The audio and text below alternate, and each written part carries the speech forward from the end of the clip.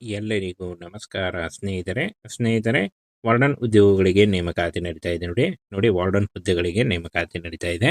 ಹಾಗೆ ಅಂತ ಅಭ್ಯರ್ಥಿಗಳಿಗೆ ಬೆಂಗಳೂರಿನಲ್ಲಿ ನೇಮಕಾತಿ ಮಾಡಿಕೊಳ್ಳಲಾಗುತ್ತೆ ನೋಡಿ. ಇದೊಂದು ಹೊಸ ಸೂಚನೆ ಆಗಿರುತ್ತೆ ನೋಡಿ. ಪುರುಷ ಮತ್ತು ಮಹಿಳಾ ಅಭ್ಯರ್ಥಿಗಳು ಇಬ್ರು ಈ ಒಂದು ಹುದ್ದೆಗಳಿಗೆ ಅರ್ಜಿಗಳನ್ನ ಸಲ್ಲಿಸಬಹುದಾಗಿರುತ್ತೆ. ಹಾಗೆ ಇನ್ನು ವಸತಿ ಶಾಲೆಗಳಿಂದ ಏನು ನೇಮಕಾತಿಯ ಒಂದು ಹೊಸ ಸೂಚನೆ ಬಿಡುಗಡೆಯಾಗಿದೆ ನೋಡಿ. ಬಾಯ್ಸ್ ಹಾಸ್ಟೆಲ್ ವಾರ್ಡನ್ ನೋಡಿ, ಹಾಸ್ಟೆಲ್ ವಾರ್ಡನ್ ಹುದ್ದೆಗಳಾಗಿರ್ತವೆ. ಹಾಗೆ ಇನ್ನು full time resident hostel administration job ಅಂತ ಕೊಟ್ಟಿದ್ದಾರೆ ನೋಡಿ. ಇದೊಂದು ಪರ್ಮನೆಂಟ್ ಹುದ್ದೆಗಳು ಹಾಗೂ ಕಾಯಂ ಉದ್ಯೋಗಗಳಾಗಿರ್ತವೆ ನೋಡಿ. ಈ ಒಂದು ಅಫಿಷಿಯಲ್ ವೆಬ್ಸೈಟ್ಗೆ ಹೋಗಿ ನೀವು ಆನ್ಲೈನ್ ಮೂಲಕ ಅರ್ಜಿಗಳನ್ನು ಸಲ್ಲಿಸಬೇಕಾಗುತ್ತೆ. ಇದರ ಒಂದು ಡೈರೆಕ್ಟ್ ಆದಂಥ ಲಿಂಕನ್ನು ವಿಡಿಯೋ ಡಿಸ್ಕ್ರಿಪ್ಷನ್ ಬಾಕ್ಸಲ್ಲಿ ಇರುತ್ತೆ ನೋಡಿ. ಅಲ್ಲಿ ಹೋಗಿ ನೀವು ಇನ್ನೂ ಹೆಚ್ಚಿನ ಮಾಹಿತಿಯನ್ನು ತಿಳ್ಕೊಂಡು ಆನ್ಲೈನ್ ಅರ್ಜಿಗಳನ್ನು ಸಲ್ಲಿಸಬೇಕಾಗುತ್ತೆ. ಹಾಗೇನ ಫ್ರೆಂಡ್ಸ್, ಈ ಒಂದು ಹುದ್ದೆಗಳಿಗೆ ನೋಡಿ ಬಾಯ್ಸ್ ಹಾಸ್ಟೆಲ್ ಹುದ್ದೆಗಳಾಗಿರ್ತವೆ. ಈ ಒಂದು ಹುದ್ದೆಗಳಿಗೆ ಅರ್ಜಿಗಳನ್ನು ಸಲ್ಲಿಸಬಹುದಾಗಿರುತ್ತೆ. ಇನ್ನು ಫ್ರೆಂಡ್ಸ್, ಕೊನೆಯ ದಿನಾಂಕವನ್ನು ನೋಡೋದಾದರೆ ಅಪ್ಲೈ ಮಾಡಲಿಕ್ಕೆ ಅರ್ಜಿಗಳು ಆಲ್ರೆಡಿ ಶುರುವಾಗಿವೆ. ಅರ್ಜಿಗಳನ್ನು ಸಲ್ಲಿಸಲಿಕ್ಕೆ 15 ಮಾರ್ಚ್ 2026 ಅರ್ಜಿ ಸಲ್ಲಿಸಲು ಕೊನೆಯ ದಿನಾಂಕ ಆಗಿರುತ್ತೆ ನೋಡಿ. ಹಾಗೇನ ಇಂಟರ್ವ್ಯೂ ಇರುತ್ತೆ ಮತ್ತು ಶಾರ್ಟ್ ಲಿಸ್ಟಿಂಗ್ ಆದಂಥ ಅಭ್ಯರ್ಥಿಗಳಿಗೆ ಇಂಟರ್ವ್ಯೂ ಇರುತ್ತೆ ನೋಡಿ. ಯಾವುದೇ ರೀತಿಯಾದಂಥ ಲಿಖಿತ ಪರೀಕ್ಷೆ ಇರಲ್ಲ. ಈ ಒಂದು ಹುದ್ದೆಗಳಿಗೆ ಯಾವುದೇ ರೀತಿಯಾದಂಥ ಲಿಖಿತ ಪರೀಕ್ಷೆ ಇರಲ್ಲ. ಕೆಲಸದ ಸ್ಥಳ ನೋಡಿ ಬೆಂಗಳೂರು, ಕರ್ನಾಟಕ ಆಗಿರುತ್ತೆ. ಆಯ್ಕೆ ಆದಂಥ ಅಭ್ಯರ್ಥಿಗಳಿಗೆ ಬೆಂಗಳೂರಲ್ಲಿ ನೇಮಕಾತಿ ಮಾಡಿಕೊಳ್ಳಲಾಗುತ್ತೆ. ಇನ್ನು ವೇತನ ನೋಡಿ 25,000ದಿಂದ 35,000ವರೆಗೂ ಪರ್ ಮಂತ್ ಸ್ಯಾಲರಿ ಆಗಿರುತ್ತೆ. ಹಾಗೆ ಊಟ ಮತ್ತು ವಸತಿ ಜೊತೆಗೆ ಇರುತ್ತೆ ನೋಡಿ. ಹಾಗೇನ ಶೈಕ್ಷಣಿಕ ಅರ್ಹತೆಯನ್ನು ನೋಡೋದಾದರೆ PUC ಮತ್ತು ಯಾವುದೇ ಡಿಗ್ರಿ, ಎನಿ ಡಿಗ್ರಿ ಹೊಂದಿದಂಥ ಅಭ್ಯರ್ಥಿಗಳು ಅರ್ಜಿಗಳನ್ನು ಸಲ್ಲಿಸಬಹುದಾಗಿರುತ್ತೆ. ಹಾಗೆ ಹಾಸ್ಟೆಲ್ ರೆಕಾರ್ಡ್ ಮೇಂಟೈನ್ ಮಾಡಲು ಬೇಸಿಕ್ ಕಂಪ್ಯೂಟರ್ ನಾಲೆಜ್ ಇದ್ದರೆ ಸಾಕು ಅಂತ ಕೊಟ್ಟಿದ್ದಾರೆ ನೋಡಿ. ಇನ್ನು ಯಾವುದೇ ರೀತಿಯಾದಂಥ ಲಿಖಿತ ಪರೀಕ್ಷೆ ಆಗಲಿ, ಯಾವುದೇ ರೀತಿಯಾದಂಥ ಅರ್ಜಿ ಶುಲ್ಕ ಆಗಲಿ ಕೂಡ ಇರಲ್ಲ. ಈ ಒಂದು ಹುದ್ದೆಗಳಿಗೆ ನೇರ ನೇಮಕಾತಿ ಇರುತ್ತೆ ನೋಡಿ.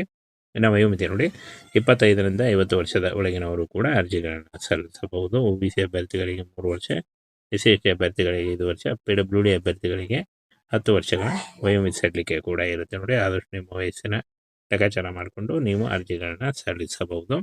ಇನ್ನು ಕೆಲಸದ ಜವಾಬ್ದಾರಿಗಳನ್ನು ನೋಡೋದಾದರೆ ಬಾಯ್ಸ್ ಹಾಸ್ಟೆಲ್ ವಿದ್ಯಾರ್ಥಿಗಳನ್ನು ಪ್ರತಿದಿನ ಸೂಪರ್ವಿಷನ್ ಮಾಡುವುದು, ಹಾಗೆ ಹಾಸ್ಟೆಲ್ ಡಿಸಿಪ್ಲಿನ್ ಮತ್ತು ರೂಲ್ಸ್ ಮೇಂಟೈನ್ ಮಾಡುವುದು, ಹಾಗೇನು hostel entry register attendant record maintain ಮಾಡುವುದು, ಹಾಗೆ ಅಗತ್ಯವಿದ್ದಾಗ ಪೇರೆಂಟ್ಸ್ ಜೊತೆ ಕಮ್ಯುನಿಕೇಷನ್ ಮಾಡುವುದು, ಇನ್ನು ಫುಡ್ ಕ್ವಾಲಿಟಿ ಮತ್ತು ಹಾಸ್ಟೆಲ್ ಕ್ಲೀನರ್ಸ್ ಮಾನಿಟರ್ ಮಾಡುವುದು, ಇನ್ನು ವಿದ್ಯಾರ್ಥಿಗಳ ಸೇಫ್ಟಿ ಮತ್ತು ಸೆಕ್ಯೂರಿಟಿ ಇನ್ಶೋರ್ ಮಾಡುವುದು, ಹಾಗೆ ಹಾಸ್ಟೆಲ್ ಪ್ರಾಬ್ಲಮನ್ನು ಕಾಲೇಜ್ ಮ್ಯಾನೇಜ್ಮೆಂಟ್ಗೆ ರಿಪೋರ್ಟ್ ಮಾಡುವುದು.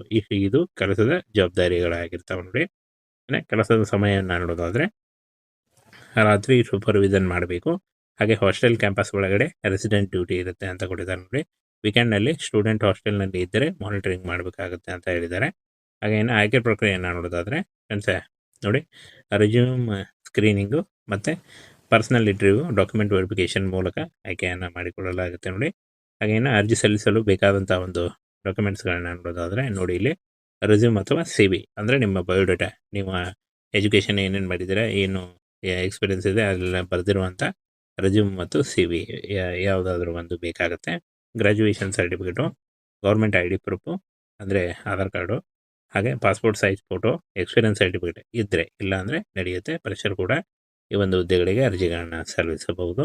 ಇನ್ನು ಫ್ರೆಂಡ್ಸ್ ನೋಡಿ, ಈ ಒಂದು ಅಫಿಷಿಯಲ್ ವೆಬ್ಸೈಟ್ಗೆ ಹೋಗಿ ನೀವು ಆನ್ಲೈನ್ ಮೂಲಕ ಅರ್ಜಿಗಳನ್ನು ಸಲ್ಲಿಸಬೇಕಾಗತ್ತೆ.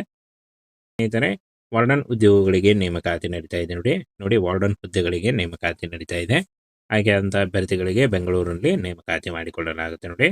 ಇದೊಂದು ಹೊಸ ಸೂಚನೆ ಆಗಿರುತ್ತೆ ನೋಡಿ. ಪುರುಷ ಮತ್ತು ಮಹಿಳಾ ಅಭ್ಯರ್ಥಿಗಳು ಇಬ್ಬರು ಈ ಒಂದು ಹುದ್ದೆಗಳಿಗೆ ಅರ್ಜಿಗಳನ್ನು ಸಲ್ಲಿಸಬಹುದಾಗಿರುತ್ತೆ.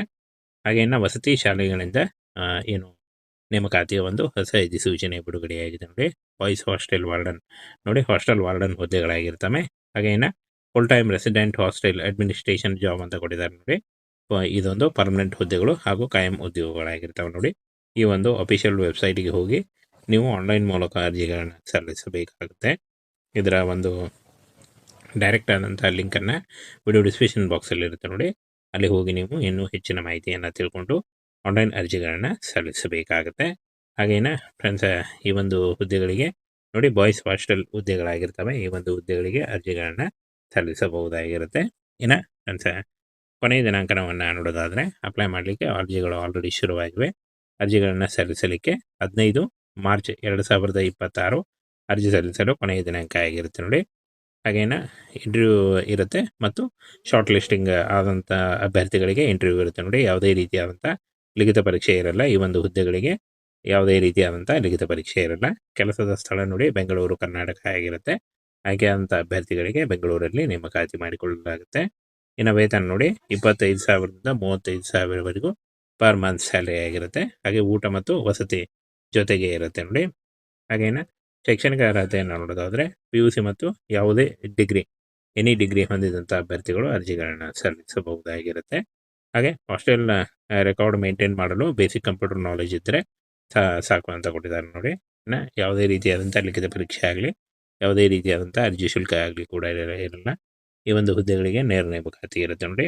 ಇನ್ನು ವಯೋಮಿತಿ ನೋಡಿ 25ರಿಂದ 50 ವರ್ಷದ ಒಳಗಿನವರು ಕೂಡ ಅರ್ಜಿಗಳನ್ನು ಸಲ್ಲಿಸಬಹುದು. OBC ಅಭ್ಯರ್ಥಿಗಳಿಗೆ 3 ವರ್ಷ, SC/ST ಅಭ್ಯರ್ಥಿಗಳಿಗೆ 5 ವರ್ಷ, PWD ಅಭ್ಯರ್ಥಿಗಳಿಗೆ 10 ವರ್ಷಗಳ ವಯೋಮಿತಿ ಸಲ್ಲಿಕೆ ಕೂಡ ಇರುತ್ತೆ ನೋಡಿ. ಆದಷ್ಟು ನಿಮ್ಮ ವಯಸ್ಸಿನ ಲೆಕ್ಕಾಚಾರ ಮಾಡಿಕೊಂಡು ನೀವು ಅರ್ಜಿಗಳನ್ನು ಸಲ್ಲಿಸಬಹುದು. ಇನ್ನು ಕೆಲಸದ ಜವಾಬ್ದಾರಿಗಳನ್ನು ನೋಡೋದಾದರೆ ಬಾಯ್ಸ್ ಹಾಸ್ಟೆಲ್ ವಿದ್ಯಾರ್ಥಿಗಳನ್ನು ಪ್ರತಿದಿನ ಸೂಪರ್ವಿಷನ್ ಮಾಡುವುದು, ಹಾಗೆ ಹಾಸ್ಟೆಲ್ ಡಿಸಿಪ್ಲಿನ್ ಮತ್ತು ರೂಲ್ಸ್ ಮೇಂಟೈನ್ ಮಾಡುವುದು, ಹಾಗೇನು hostel entry register attendant record maintain ಮಾಡ್ಬೋದು. ಹಾಗೆ ಅಗತ್ಯವಿದ್ದಾಗ ಪೇರೆಂಟ್ಸ್ ಜೊತೆ ಕಮ್ಯುನಿಕೇಷನ್ ಮಾಡುವುದು. ಇನ್ನು ಫುಡ್ ಕ್ವಾಲಿಟಿ ಮತ್ತು ಹಾಸ್ಟೆಲ್ ಕ್ಲೀನರ್ಸ್ ಮಾನಿಟರ್ ಮಾಡುವುದು. ಇನ್ನು ವಿದ್ಯಾರ್ಥಿಗಳ ಸೇಫ್ಟಿ ಮತ್ತು ಸೆಕ್ಯೂರಿಟಿ ಇನ್ಶೋರ್ ಮಾಡುವುದು. ಹಾಗೆ ಹಾಸ್ಟೆಲ್ ಪ್ರಾಬ್ಲಮನ್ನು ಕಾಲೇಜ್ ಮ್ಯಾನೇಜ್ಮೆಂಟ್ಗೆ ರಿಪೋರ್ಟ್ ಮಾಡುವುದು. ಇದು ಕೆಲಸದ ಜವಾಬ್ದಾರಿಗಳಾಗಿರ್ತಾವೆ ನೋಡಿ. ಇನ್ನು ಕೆಲಸದ ಸಮಯವನ್ನು ನೋಡೋದಾದರೆ ರಾತ್ರಿ ಸೂಪರ್ವಿಷನ್ ಮಾಡಬೇಕು. ಹಾಗೆ ಹಾಸ್ಟೆಲ್ ಕ್ಯಾಂಪಸ್ ಒಳಗಡೆ ರೆಸಿಡೆಂಟ್ ಡ್ಯೂಟಿ ಇರುತ್ತೆ ಅಂತ ಕೊಟ್ಟಿದ್ದಾರೆ ನೋಡಿ. ವೀಕೆಂಡ್ನಲ್ಲಿ ಸ್ಟೂಡೆಂಟ್ ಹಾಸ್ಟೆಲ್ನಲ್ಲಿ ಇದ್ದರೆ ಮಾನಿಟರಿಂಗ್ ಮಾಡಬೇಕಾಗುತ್ತೆ ಅಂತ ಹೇಳಿದ್ದಾರೆ. ಹಾಗೆ ಇನ್ನು ಆಯ್ಕೆ ಪ್ರಕ್ರಿಯೆಯನ್ನು ನೋಡೋದಾದರೆ ಫ್ರೆಂಡ್ಸ್ ನೋಡಿ, ರೆಸ್ಯೂಮ್ ಸ್ಕ್ರೀನಿಂಗು ಮತ್ತು ಪರ್ಸನಲ್ ಇಂಟರ್ವ್ಯೂ ಡಾಕ್ಯುಮೆಂಟ್ ವೆರಿಫಿಕೇಷನ್ ಮೂಲಕ ಆಯ್ಕೆಯನ್ನು ಮಾಡಿಕೊಳ್ಳಲಾಗುತ್ತೆ ನೋಡಿ. ಹಾಗೆ ಇನ್ನು ಅರ್ಜಿ ಸಲ್ಲಿಸಲು ಬೇಕಾದಂಥ ಒಂದು ಡಾಕ್ಯುಮೆಂಟ್ಸ್ಗಳನ್ನ ನೋಡೋದಾದರೆ ನೋಡಿ, ಇಲ್ಲಿ ರೆಸ್ಯೂಮ್ ಅಥವಾ CV ಅಂದರೆ ನಿಮ್ಮ ಬಯೋಡೇಟಾ, ನಿಮ್ಮ ಎಜುಕೇಷನ್ ಏನೇನು ಮಾಡಿದ್ದೀರಾ, ಏನು ಎಕ್ಸ್ಪೀರಿಯನ್ಸ್ ಇದೆ ಅದೆಲ್ಲ ಬರೆದಿರುವಂಥ ರೆಸ್ಯೂಮ್ ಮತ್ತು CV ಯಾವುದಾದ್ರೂ ಒಂದು ಬೇಕಾಗುತ್ತೆ. Graduation certificate, government ID proof ಅಂದರೆ ಆಧಾರ್ ಕಾರ್ಡು, ಹಾಗೆ passport size photo, experience certificate ಇದ್ದರೆ, ಇಲ್ಲ ಅಂದರೆ ನಡೆಯುತ್ತೆ. ಫ್ರೆಶರ್ ಕೂಡ ಈ ಒಂದು ಹುದ್ದೆಗಳಿಗೆ ಅರ್ಜಿಗಳನ್ನು ಸಲ್ಲಿಸಬಹುದು. ಇನ್ನು ಫ್ರೆಂಡ್ಸ್ ನೋಡಿ, ಈ ಒಂದು ಅಫಿಷಿಯಲ್ ವೆಬ್ಸೈಟ್ಗೆ ಹೋಗಿ ನೀವು ಆನ್ಲೈನ್ ಮೂಲಕ ಅರ್ಜಿಗಳನ್ನು ಸಲ್ಲಿಸಬೇಕಾಗತ್ತೆ.